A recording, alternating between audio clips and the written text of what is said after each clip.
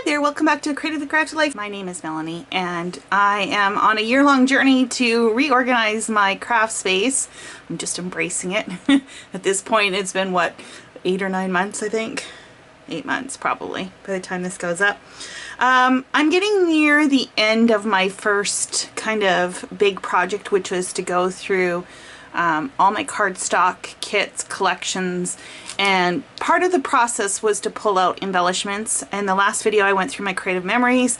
These are the embellishments that are pulled out from that, and what I have traditionally been doing is any die cuts or stickers have ended up in what I call die cut sticker binders.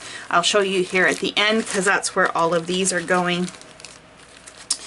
I have a current solution that I'm using for border stickers. I'm going to show you what that looks like as well. It's along the same lines of the die cut sticker binder, only it's 12 by 12 and not in a binder. And then I also have these border stickers on the sheets, which I have been treating differently than these. And then you'll notice that there's a couple other things on my table. I've got these sunflowers and some ribbon. These were leftovers from last year's Croptoberfest, and I think I'm just going to put these in a plastic bin, and this is just going to go in with my ribbon. So let me get going and I will be back to show you what I came up with.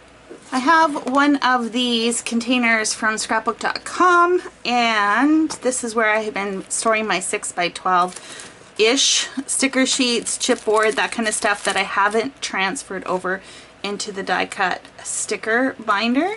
So in here I have the flat stickers. These are from like Heidi Swap and then Creative Memories, which is what all of these are. And is this ideal? Not at this point. I would love to have them divided by theme, you know, in line with all the other categories that I have, but that's a project for another day. There are different levels of organization, and sometimes just having a spot for it is good enough for the time being. I know this is where all my Creative Memories flat stickers are.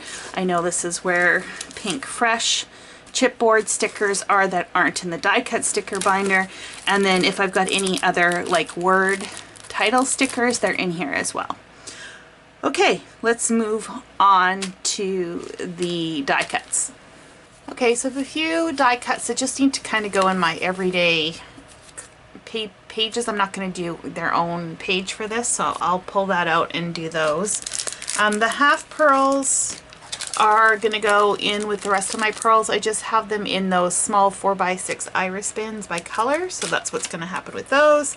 And then I have these enamel dots that are a little bit thematic, so I'm not exactly sure what I'm going to do. Normally enamel dots I just put in my enamel dot section.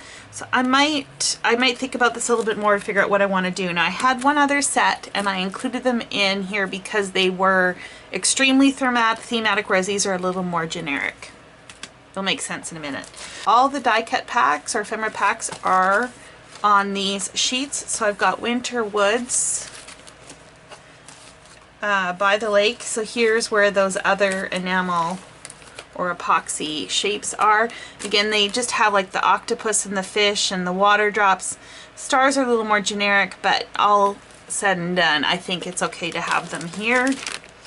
And then I've got Seaside. I could probably fit the rest, probably fit these on there, but if I need the space, I'll move them. Right now I think I'm okay having them separate. Then I've got Spiced Plum, and then I threw in those ones from Croptoberfest. They all coordinate anyways. Here's that Feeling Bright, and here is Travel.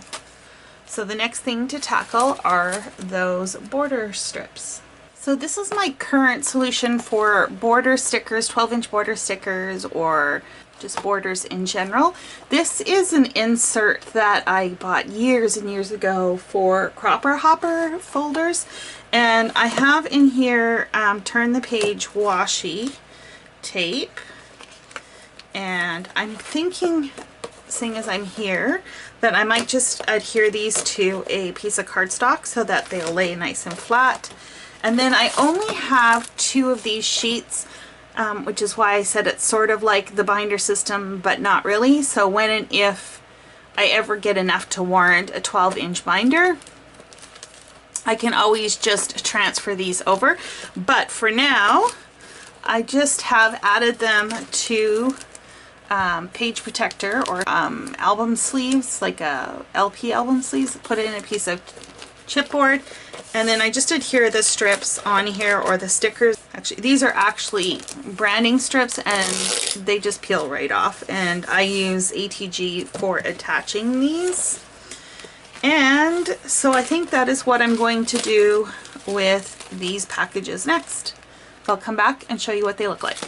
Okay, so here's what the borders look like. This is Deep in the Woods.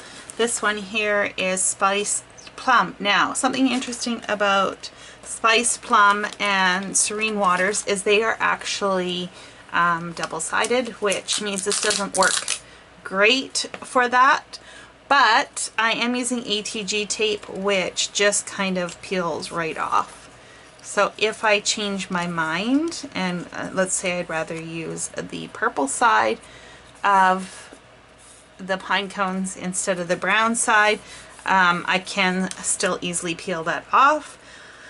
But I basically went with what I thought would be my preferred side that I'd be more likely to use, because I think this is more functional than in the bag. So that is those, and then here are the Serene Woods. So these will just go in that same container with the other ones, and I think all the embellishments for Creative Memories have been taken care of. I'd love to hear if you have any solutions for things like border stickers and laser cut borders from Creative Memories, you know, those kind of long embellishments. I'd love to hear what you do with them. So leave a comment below. And until next time, happy organizing.